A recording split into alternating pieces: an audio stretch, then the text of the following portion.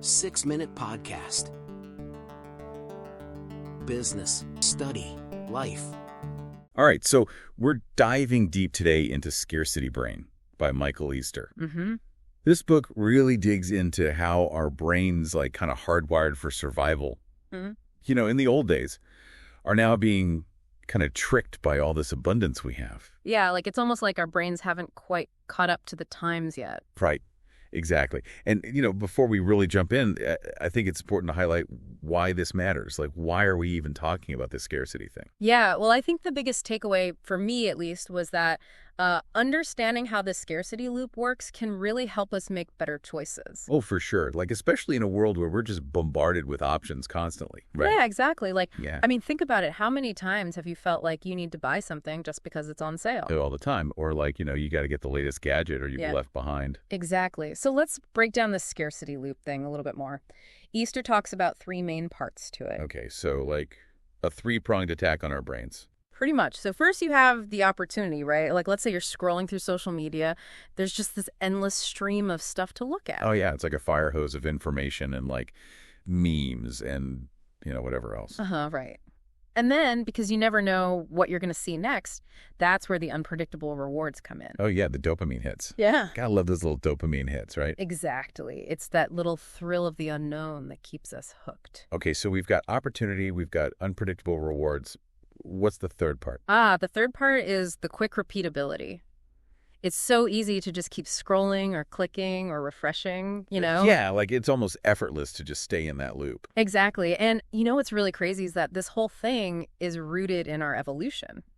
Oh, wow. So like caveman times. Yeah, like way back when our ancestors had to constantly worry about finding food and shelter. Makes sense. Yeah, like when you're living in a world of scarcity, you got to grab what you can when you can. Exactly. So indulging when resources were available was actually a smart move. Like, hey, if I find a whole bunch of berries, I'm going to eat as many as I can right now. Right. Because who knows when you'll find more.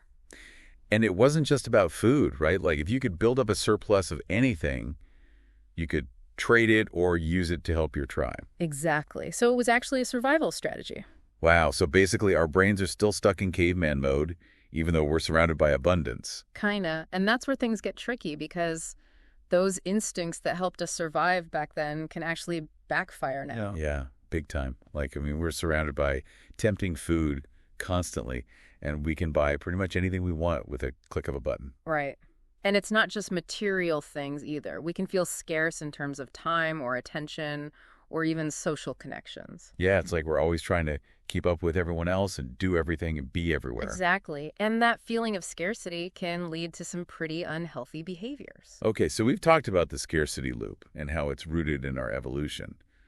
But Easter also makes this distinction between real scarcity and perceived scarcity. Right.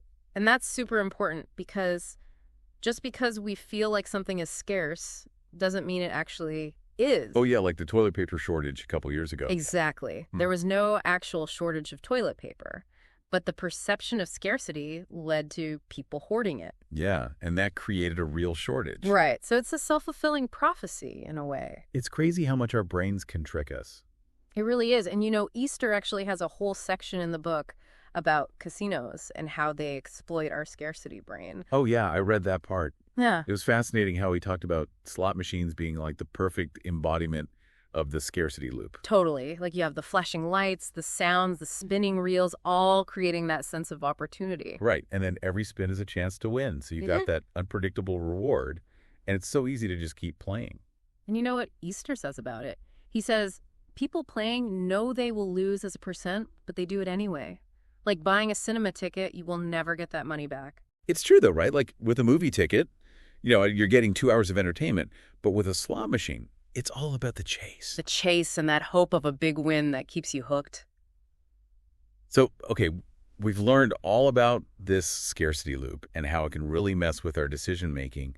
But what do we do about it? Like, how do we break free from this cycle? Well, I think the first step is awareness, right? Now that we know about the scarcity loop and how it works, we can start to recognize it in our own lives. So like being more mindful of our thoughts and feelings and actions. Exactly. And then once we're aware of it, we can start to question those feelings of urgency or that fear of missing out. And like ask ourselves, do I really need this?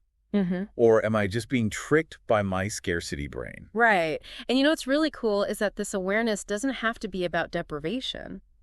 It's actually about freedom. Freedom. Yeah, freedom to choose what truly matters to us and freedom from that constant feeling of lack. Wow, I like that. Like we can retrain our brains to focus on abundance instead of scarcity. So to wrap things up, I think the biggest takeaway from this deep dive is that understanding our scarcity brain is crucial in today's world. Absolutely. It's like having a secret weapon against all the marketing and societal pressures that try to manipulate us. Right, and it's about empowering ourselves to make conscious choices that align with our values. Yeah. And it makes you wonder what would happen if we all started to question our scarcity brain. Right, like what kind of world could we create if we all focused on abundance instead of lack? Something to think about for sure. Definitely. All right, well, thanks for joining us for this deep dive into scarcity brain. It's been a real eye-opener, and I hope you all learned something new today. Yeah, it's been great chatting about this stuff. And remember to keep those scarcity brains in check. Absolutely. We've got the power to choose. That's right. Until next time. See ya. 6-Minute Podcast. Business, study, life.